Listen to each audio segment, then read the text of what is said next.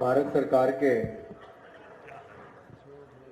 युवा कार्यक्रम विभाग के माननीय सचिव श्री संजय जी, उपस्थित सभी माननीय अधिकारीगण और मध्य प्रदेश, छत्तीसगढ़, बिहार के 4 जिले से आए हुए मेरे प्रिय भाई और बहनों एवं मीडिया से आए हुए मेरे प्रिय मित्रों, मैं सबसे पहले तो राजनांदगांव से, दुबई से,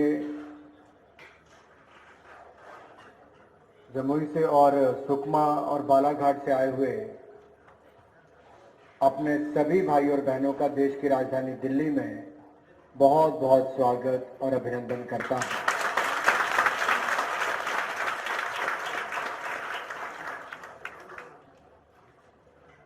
शायद आपको कल्पना भी नहीं होगी कि जब आप इस मंच से अपनी बात रख रहे थे,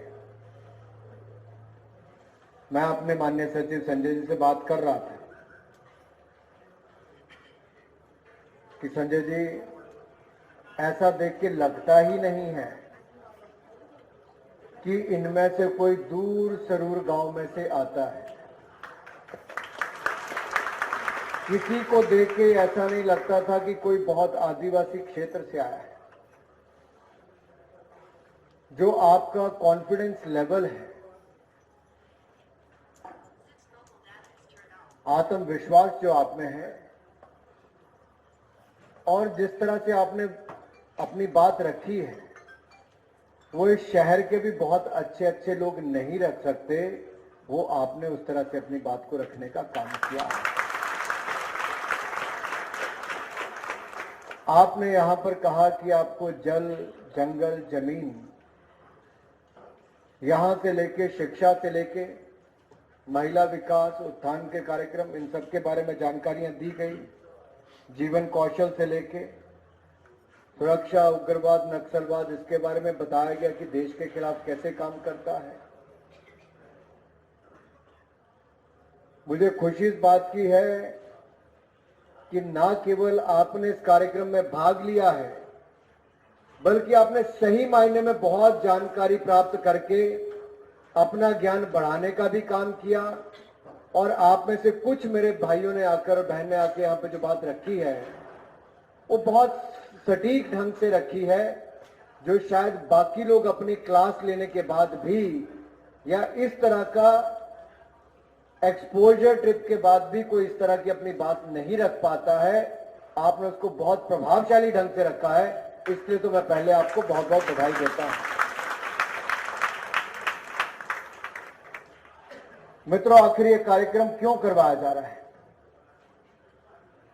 भारतीय संस्कृति और सभ्यता को जानने पहचानने का एक प्रयास, और पिछले 75 वर्षों में भारत ने जो एक विकास किया है, एक जो नई रफ्तार हमने विकास की पकड़ी है, इसकी जानकारी आपको कैसे मिले? आजादी का 75वां वर्ष हम मना रहे हैं, उसमें आपकी भागीदारी और मजबूत कैसे हो? आपको ये जानकर प्रसन्नता होगी कि जब जैसे हम झारखंड जाते हैं, रांची एयरपोर्ट पर उतरे हैं, तो हम सबसे पहले माल्यार्पण करने कहां जाते हैं? भगवान बिरसा मुंडा की प्रतिमा पर जाते हैं। बहुत कम आयु में जिन्होंने देश के स्वतंत्रता संग्राम में एक बहुत बड़ी भूमिका निभाई, और ये शायद ऐसे केवल भगवान बिरसा मुंडा नहीं, ऐसे सैकड़ों हमारे आदिवासी भाई और बहन हैं जिन्होंने स्वतंत्रता संग्राम में बहुत बड़ी भूमिका निभाई। लेकिन जब मेरा एक भाई यहां से उल्लेख कर रहा था, शायद एक बेटी ने यहां से कहा कि जब वो शहीद समारक गए और वहां पर सब कुछ देखा लिखा हुआ कि कैसे शहादत हुई, क्या क्या लड़ाई हुई, कैसे सब हुआ, तो आप केवल एक पर्यटक के रूप में ऐसे ही बस घूम के चक्कर लगाने नहीं गए थे। आपने कितनी गहराई में उसको देखा, सोचा, समझा और ये भी जाना कि इस देश की रक्षा सुरक्षा में चाहे सीआरपीएफ हो, आईटीबीपी हो, बीएसएफ हो, हमारी सेंट्रल आर्म पुलिस फोर्सेस हो, वो देश को रक्षा सुरक्षा देने के लिए अपना कैसे बलिदान करने में भी पीछे नहीं हटती। इसको भी सम्मान देश की राजधानी से लेकर देश के हर क्षेत्र में जाकर मिलता है। आपने वो देखा भी, और कहीं ना कहीं गृह मंत्रालय के माध्यम से जब ऐसे कार्यक्रमों का आयोजन भी होता है, और 14वां कार्यक्रम, मैं अभी 2 दिन पहले, नितेश जी को पता होगा हमारे संयुक्त सचिव हैं, मैं अभी अहमदाबाद में था, तो मैं वहां पर उड़ीसा और आंध्र प्रदेश के भाई और बहनों से, जो आदिवासी भाई बहन वहां पर भी आए थे। बहुत सुंदर नृत्य उन्होंने वहां पे किया। यहां तक तो एक ने तो वो कपड़े भी जूट बैग के वैसे पहने हुए थे, केन के लकड़ी के बांस के जो बनते हैं उस तरह से करके वो बनाए हुए थे, वो पहना हुआ था। अपनी पारंपरिक वेशभूषा में वो आए थे, और अहमदाबाद के न जाने कितने लोग उनके साथ चित्र खिंचवाने के लिए व्याकुल हो रहे थे। और मैंने तो सबको कहा कि इस बार तो मेरे आंध्र प्रदेश उड़ीसा के आदिवासी भाई बहन यहां पर आए हैं, आने वाले समय में हमारे गुजरात के भाई बहन इनके आदिवासी इलाकों में भी जाएं, ताकि दोनों तरफ से एक भारत श्रेष्ठ भारत, हम इस सोच को जो प्रधानमंत्री मोदी जी के है उसको और आगे ले जाने का काम करेंगे। हमने अपने विभाग के माध्यम से एक प्रयास किया है कि जल्द ही हम अपने युवा साथियों को देश के अलग अलग कोने से देश की सीमा पर भेजेंगे। देश की सीमा पर बसे जो गांव है वहां पर कम से कम एक रात रुकने के लिए बोलेंगे, वहां के लोगों से मिलने जुलने के लिए। और भविष्य में कोई वहां पर रहना भी चाहता है तो ऐसा भी प्रयास करना चाहिए, क्योंकि मित्रों, अगर वहां के लोग शहरों में आकर बस सकते हैं तो शहरों के लोग भी बॉर्डर पर जाकर, चाहे पूर्वोत्तर के राज्यों हमारे बॉर्डर के क्षेत्र हों, उनको जाने भी और वहां पर जाकर बसने का काम भी करना हो, तब भी पीछे नहीं हटना चाहिए। इसी तरह से देश को एक भारत श्रेष्ठ भारत के नारे के साथ जोड़ा जा सकता है। अभी 31 अक्टूबर आने वाली, 31 अक्टूबर को जयंती है सरदार पटेल जी की, और जिन्होंने भारत को एक सूत्र में बांधने का काम किया। 553 से ज्यादा रियासतों को एकजुट करने का काम, जहां राज्य रजवाड़ों का शासन होता था उसको देश के संविधान के अंतर्गत लाना, लोकतंत्र का हिस्सा बनाना, अखंड भारत के स्वरूप को आगे बढ़ाने का काम करना, ये किसी ने किया था तो सरदार पटेल ने किया था। और जिस गुजरात में मैं 2 दिन पहले था, वहीं पर सरदार सरोवर डैम भी बना, तो देश का सबसे बड़ा और दुनिया की सबसे बड़ी प्रतिमा सरदार पटेल जी की बनी है, जो स्टैच्यू ऑफ यूनिटी के नाम से जानी जाती है, और एकता नगर भी वहां पर बसाया गया है। तो आप भी जब अगर 31 अक्टूबर तक अपने घर गांव में वापस पहुंचेंगे तो आप लोग भी 31 अक्टूबर को रन फॉर यूनिटी, ये एकता दौड़ होती है। और प्रधानमंत्री जो 5 प्राणों की बात करते हैं, उनमें चौथा जो है वो एकता और एकजुटता का है, कि हमें देश को एक सूत्र में बांधकर एकता के साथ सबको इकट्ठे जुड़कर हर नागरिक की जिम्मेदारी ये सुनिश्चित करना है और अपने भारत को फिर एक बार महान बनाने का काम हम सबको मिलकर करना है मेरे भाई और बहनों। और मुझे पूर्ण विश्वास है जब आप यहां से जाएंगे, मैं देख रहा था कि जब यहां पर बातचीत चल रही थी तो मैंने पूछा, मैंने कहा हमारे पहले वक्ता भी बहुत अच्छे बोले और जो अंत में बेटी बोली वो भी बहुत अच्छा बोली, और कंपटीशन तो ऐसा लग रहा था कि देखो ज्यादा अच्छा कौन बोलता है। तो मैंने पूछा कितने लड़के हैं कितनी लड़कियां हैं, 93 लड़के और 106 लड़कियां। ये अपने आप में यहाँ पे पता चलता है कि बेटियां यहाँ पर भी नंबर मार गई है। भाषण में भी मैं देख रहा था, और मैं उस समय जब पहले हमारे सूरज जी भाषण देने आए तो मैं देख रहा था, मैं क्या कॉन्फिडेंस लेवल लगता था। मैंने पीछे से पूछा, मैंने कहा भाई आदिवासी कह रहे हो, सच्ची आदिवासी है कि नहीं है? क्या भाषण दिया जी, क्या विषय रखा है। और जब अंत में भाषण देते हुए पहले तो नेश्वनी ने और फिर श्रेष्ठ ने जो कहा, एक ने तो यहां तक कह दिया कि 50% नेता बनना चाहते हैं। कौन कौन बनना चाहता है भाई नेता?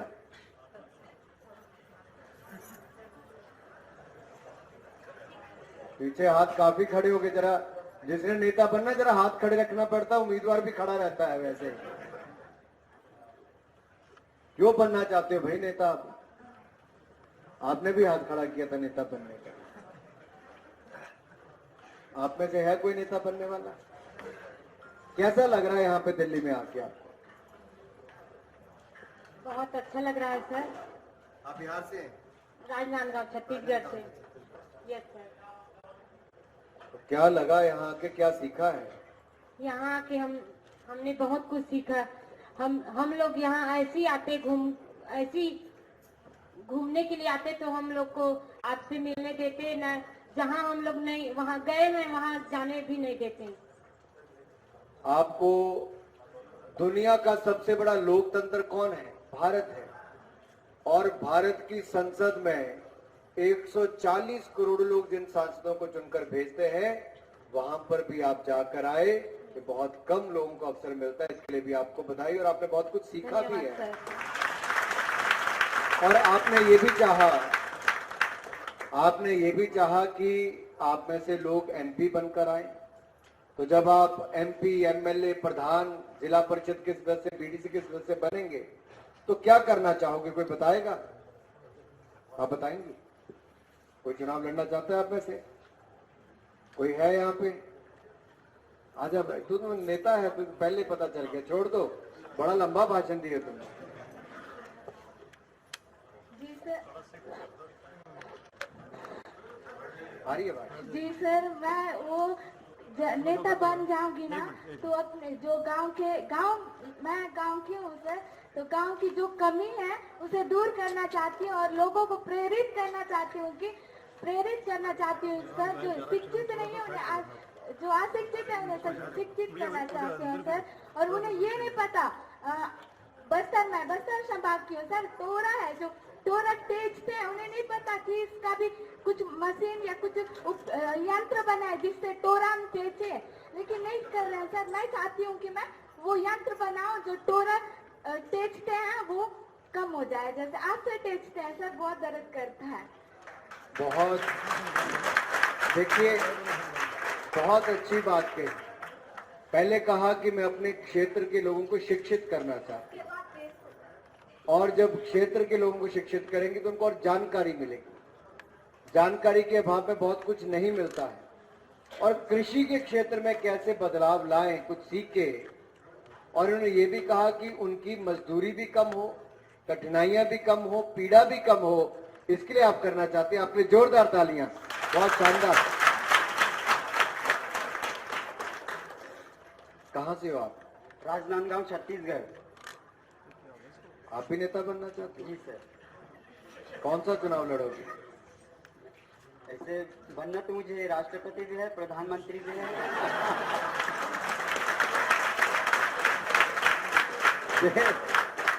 देखिए भाई, ये कल तक सपना लग सकता था, लेकिन लोकतंत्र की यही विशेषता है कि कुछ भी संभव है।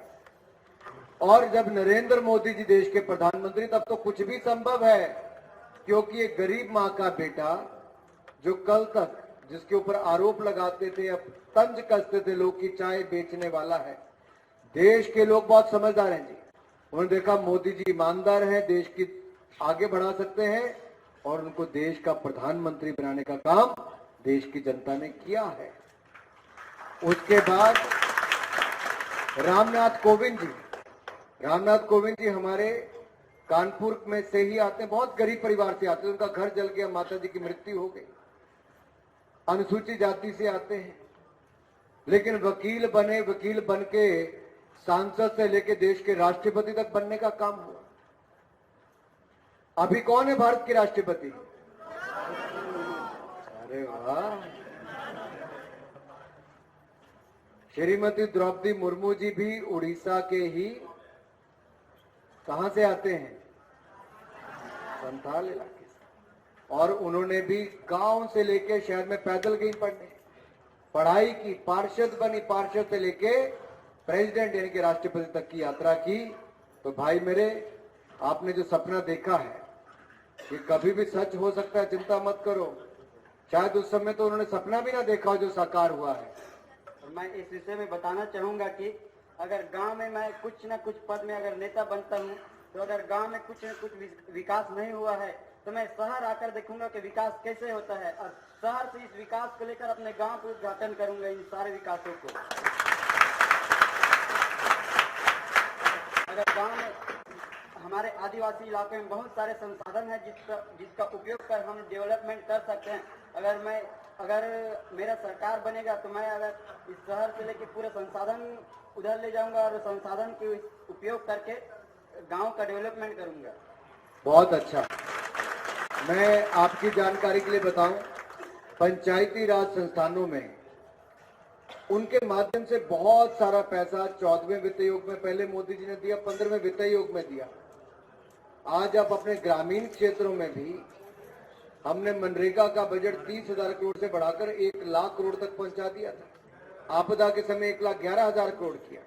ऐसे 15वें वित्त आयोग से पैसा भी दिया, अलग अलग योजनाओं से। कई बार क्या होता है, जानकारी के अभाव में भी हम अपनी योजनाओं को लागू नहीं करवा पाते। तो आप सबको योजनाओं की जानकारी मिले, ये भी प्रयास हमने यहाँ पर किया है। खुशी इस बात की है कि आप परेशानियों से भाग नहीं रहे हैं। ये तो बहुत सारे लोग परेशानियों से भागना चाहते हैं। तो आपके लिए 2 लाइनें मैं कहूंगा, परेशानियों से भागना बहुत आसान होता है कि नहीं होता? हर जिंदगी में एक मुश्किल इम्तिहान होता है, परेशानियों से भागना बहुत आसान होता है। भागने वालों को कुछ नहीं मिलता जिंदगी में, लड़ने वालों के कदमों में ही जहां होता है। और आप तो लड़ाई लड़ने के लिए तैयार हैं, तैयार है कि नहीं तैयार है? आपने अपने क्षेत्र का विकास करने के लिए तैयार हैं? कौन कौन तैयार है?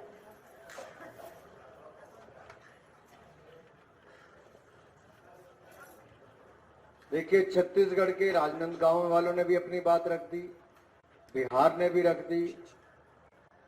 अब कौन रह गया? बालाघाट। बालाघाट से कौन बात करना चाहता है आप में से? आ जाओ। क्या करने वाले भाई आप? ये तो मुझे खिलाड़ी आदमी लगता है, थोड़ा सा फिट ज्यादा है कि नहीं है, कि नहीं है? लगता है ना एथलीट। मैंने भी सोचा ट्राइबल्स के लिए अलग से, जैसे हमारे आदिवासी भाई और बहनों के लिए भी हम क्यों ना अलग से कुछ करें। कौन कौन सी खेल वहां पर खेली जाती हैं, जैसे तीरंदाजी है, कई जगह हॉकी खेली जाती है, कई जगह फुटबॉल खेला जाता है, कई एथलेटिक्स में बहुत आगे है। तो क्यों ना उनका भी जो हुनर है, जो टैलेंट हंट है, क्यों हम उसको अलग से परख के निखारने का काम करें? करना चाहिए नहीं करना चाहिए? खेलों में अवसर देना चाहिए ना? तो हम आपको अवसर देंगे। आज इस बात का विश्वास भी हम आपको दिलाते हैं, और ज्यादा बढ़ के देंगे।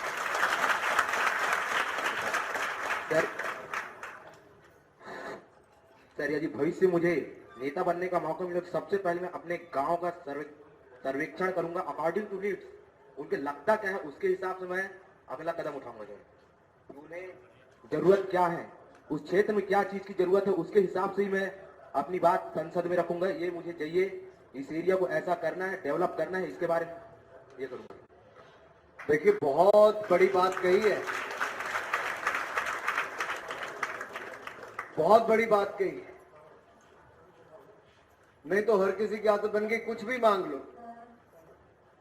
जब तक ये जमीन से पता ना हो कि यहाँ पे आवश्यकता किस चीज की है, प्रायोरिटी क्या है, प्राथमिकता किसको देनी है, तब तक कुछ भी करने का फायदा नहीं होता है। और ये शायद बहुत सारे चुने हुए प्रतिनिधियों को पता नहीं होता, लेकिन आप जब भी चुने हुए प्रतिनिधि होंगे, मुझे पूर्ण विश्वास है आप अपने क्षेत्र में बहुत विकास और बहुत अलग तरह से विकास करके दिखाओगे। आपको बहुत सारी शुभकामनाएं, बहुत बहुत शुभकामनाएं। मित्रों, मेरा मन तो इतना है कि आज मैं कम से कम अगले 2 घंटे यहीं पे बैठूं। और आप सबसे बातचीत करूं। और मैं चाहता भी था कि कम से कम अलग अलग राज्य के अलग अलग अपने भाई और बहनों से मिल पाऊं, आपकी वहां की समस्या, आपने यहाँ पे क्या सीखा।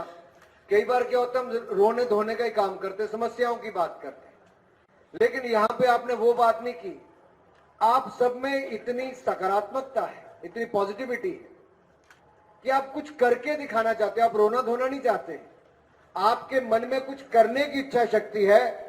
और यही मुझे और विश्वास दिलाती है कि आप जब अपने क्षेत्र में जाके अपने विचार बाकियों से साझा करोगे तो ना केवल विचार दोगे, आप एक बड़ा परिवर्तन लाकर अपने क्षेत्र में बहुत विकास भी करवाओगे और देश की राजधानी से लेके अपने अपने क्षेत्रों में जो केंद्र की योजनाएं, राज्य की योजनाओं को भी जन जन तक पहुंचाने का काम करोगे। आपको बहुत सारी शुभकामनाएं, बहुत बहुत बधाई। दीपावली आ रही है, उसकी भी आपको बहुत बहुत बधाई, बहुत बहुत शुभकामनाएं। बोलेंगे बड़ा सोचा इतनी देर, अब तो ट्रेन छूट गई है।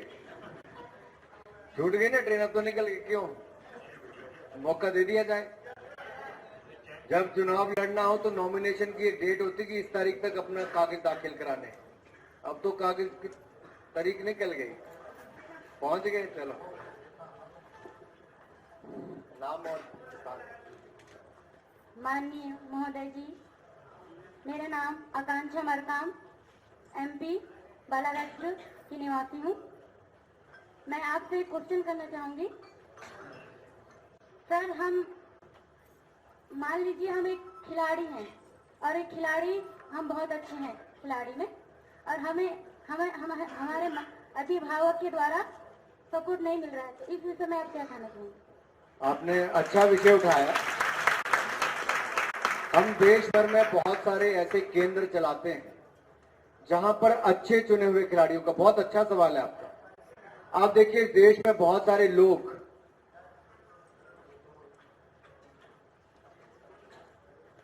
ये कौन है उस टेबल पर? बहुत गंभीर सवाल पूछा है जी यहां पे।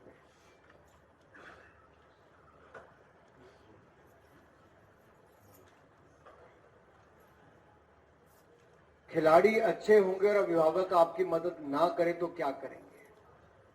हम इसी तरह से देश भर में अलग अलग अकेडमी चलाते हैं। खेलो इंडिया सेंटर 1000 हम लोग खोल रहे हैं, जिसमें 590 से ज्यादा की हमने अनुमति दे दी है। इसके अलावा हम 23 नेशनल सेंटर ऑफ एक्सीलेंस चलाते हैं, जहां पे खिलाड़ियों का चयन करके उनको रखा जाता है, रहने खाने पीने की सारी सुविधाएं होती है। इसके अलावा हम लोग target Olympic podium scheme tops जिसको कहते हैं, वहां पे उच्च कोटि के खिलाड़ियों को रखते हैं। उनका रहना खाना ट्रेनिंग सारा खर्चा भारत सरकार, मोदी जी की सरकार वहन करती है, और उनको 6 लाख रुपया जेब खर्च भी साल का देती है अच्छा खिलाड़ी होके। यानी कि उसको अपनी जेब से पैसा नहीं खर्च करना पड़ता, सारा खर्चा भी मोदी सरकार वहन करती है, और 6 लाख रुपया जेब से भी जेब खर्च के रूप में उसको अलग से दिया जाता है। इसी तरह से ही 3000 खिलाड़ी हम देश भर में से अलग से चुनते हैं। उन 3000 खिलाड़ियों के रहने और ट्रेनिंग पर 5 लाख रुपए साल का हम खर्च करते हैं, और 1,20,000 रुपया साल का उनको जेब खर्च अलग से देते हैं। तो उनको अपने अभिभावकों पर निर्भर नहीं रहना पड़ता। मोदी सरकार उनका रहना खाना पीना, देश और विदेश में ट्रेनिंग भी और जेब खर्च का खर्चा भी पूरा देती है, ताकि हमारे खिलाड़ी आगे बढ़े। जैसे हमारे नीरज चोपड़ा हैं, नाम सुना ही नीरज चोपड़ा का? क्या करते हैं वो? वाह, सबको पता है, जेवलिन थ्रो। 121 साल के बाद भारत ने एथलेटिक्स में कभी पहली बार गोल्ड मेडल जीता तो नीरज चोपड़ा ने जिताने का काम किया। और वैसे ही उनकी ट्रेनिंग भी विदेश में हुई। मणिपुर की एक बेटी ने कॉमनवेल्थ गेम में भी गोल्ड मेडल जीता और टोक्यो ओलंपिक्स में भी मेडल जीता था। क्या नाम है? हाँ, चानू, मीराबाई चानू। मीराबाई चानू कहाँ से? मणिपुर से हैं, लेकिन उनको इंजरी हो गई थी। हमने उनको यहाँ से अमेरिका ट्रेनिंग करने के लिए भेजा, कोच को साथ में भेजा। सारा खर्चा भारत सरकार ने 70 लाख रुपए से ऊपर उठाया, तो भारत की बेटी ने मेडल भी भारत को जिताने का काम किया। तो जो भी ऐसे अच्छे खिलाड़ी होंगे हम उनका चयन करेंगे। हमारी फौज का भी ऐसा स्पोर्ट्स का विंग है, हम इनसे भी टाई अप करेंगे ताकि ऐसे खिलाड़ियों का चयन करके, पुणे में भी है, बाकी जगह भी है, हम उनको आगे बढ़ने का अवसर देंगे। सर मैं आपको धन्यवाद बोलना चाहूंगी, और अगर मैं भविष्य में कभी नेता बन जाऊं, कोशिश तो पूरी जारी रहेगी, लेकिन अगर मैं भविष्य में बन जाती हूं तो मैं सबसे पहले तो अपने गांव में सरकार की तरफ से जितनी भी योजनाएं हैं उनके बारे में अवगत कराना चाहूंगी कि सरकार क्या क्या योजनाएं निकाली है, और फिर अभिभावकों को बताना चाहूंगी कि इनमें इतनी सारी फैसिलिटी है। Thank you. बहुत धन्यवाद। वैसे 50% से ज्यादा नेता बन सकते हैं, गुण पूरे हैं यहाँ पे। जरा एक बार जोरदार तालियां इन सभी हमारे युवा साथियों के लिए। वैसे एक बात बताऊं, शहर में ताली बजती है तो इतनी जोर से आवाज नहीं आती सुनने के लिए, है ना? ताली में भी दम, तो आप में दम भी है, आपकी तालियों में भी दम है, और आपके उज्जवल भविष्य की कामना करता हूं। आपको बहुत सारी शुभकामनाएं देता हूं, धनतेरस की भी, दीपावली पर भी। मेरी एक अगली मीटिंग है, मुझे वहां पर जाना है, लेकिन आपका कार्यक्रम जारी रहेगा। आपके डांस भी होंगे और हमारे माननीय अधिकारीगण भी यहाँ पर रहने वाले हैं, और बीच में मैं आपसे फिर, अगर मैं जल्दी फ्री हो गया तो मैं वापस आपसे मिलने फिर आने वाला हूं। मेरे साथ के कमरे में मीटिंग है। आपको बहुत सारी शुभकामनाएं, बहुत बहुत बधाई।